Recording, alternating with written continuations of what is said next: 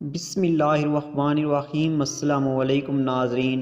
بیوی نے موبائل پر پردیسی شوہر کو میسج کیا، کیسے ہیں آپ، کیا کر رہے ہیں، آپ کی وہ یاد آ رہی تھی۔ جواب نہ آنے پر 10 منٹ بعد آپ نے کوئی جواب نہیں دیا، بیزی ہیں کیا آپ؟ 20 منٹ بعد کیوں جواب نہیں دے رہے، کال بھی کر رہی ہوں، پھر بھی ناراض ہیں کیا؟ پلیز بتائیں، میرا دل ڈوبے جا رہا ہے۔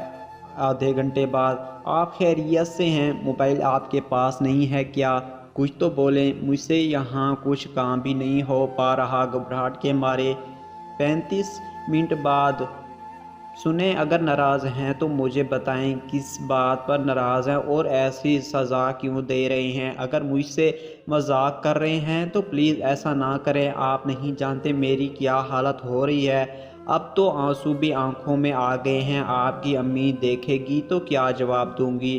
ایسا تو آج تک نہیں ہوا کہ آپ نے جواب دینے میں اتنی دیر لگا دی ہو، سب ٹھیک تو ہے؟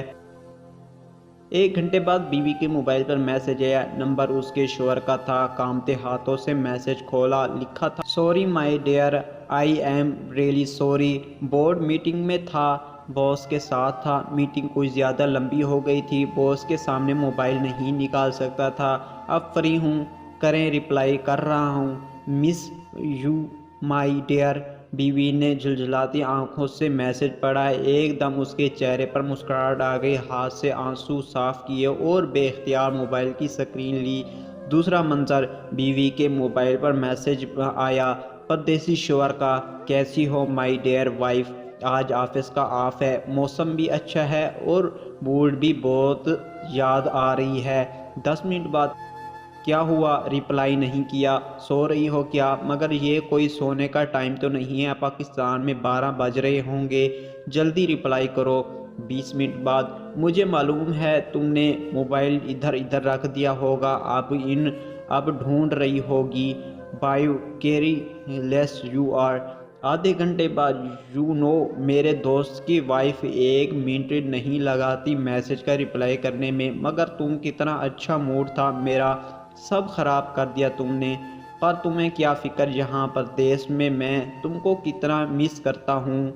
35 منٹ بعد آئی انف، تم نہیں جانتی کہ کوئی میرا بات کا جواب نہیں دے تو مجھے کتنا کوفت ہوتی ہے، اور تم تو میری بیوی ہو، غلطی میری ہے جو تم سے محبت کا اظہار کرتا رہا ہوں۔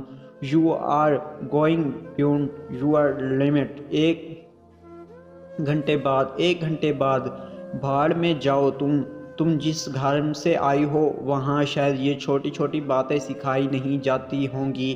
اب اگر میرا میسج پڑھو تو رپلائی مت کرنا، بس ابا اور اماں جان کو میرا سلام دے دینا۔ شوہر کے موبائل کی اسکرین جگمگا اٹھی، غصے سے بھرے شوہر نے فون اٹھایا، نمبر اس کی بیوی کا تھا، اس کا چہرہ لال ہو گیا۔